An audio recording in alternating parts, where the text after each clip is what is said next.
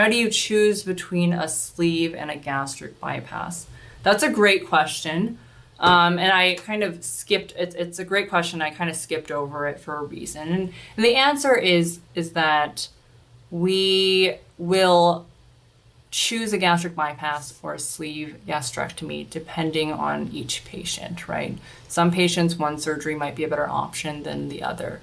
Generally speaking, the sleeve gastrectomy is going to be a slightly safer operation. Both the sleeve gastrectomy and the gastric bypass are very safe surgeries, but the sleeve gastrectomy does have a slightly lower risk profile and a slightly lower complication rate compared to the gastric bypass. That said, the gastric bypass tends to have a little bit more weight loss that we see. For most patients, that ends up being about a 10 to 15 pound difference. And my patients will ask me sometimes whether or not that 10 to 15 pounds really matters.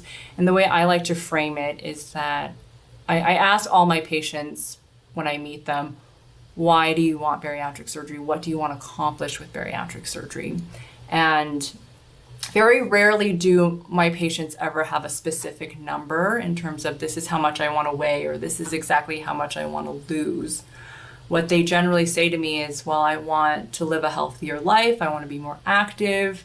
I want to live longer so I can see my kids grow up or my grandchildren grow up. You know, I just want to be healthier, right? And both the sleeve and the bypass are going to get you to that point. All right. And so that 10 to 15 pound weight loss difference, if it's a big deal to you, then the gastric bypass might be a better option. But again, you're going to see most of the results that we see with either surgery. So for that reason, given the slightly better safety profile, I do tend to favor the sleeve a little bit better. Now, there are also some specific kind of medical history and personal history items that might lean us more one way toward or the other, which we would talk about during your consult as well.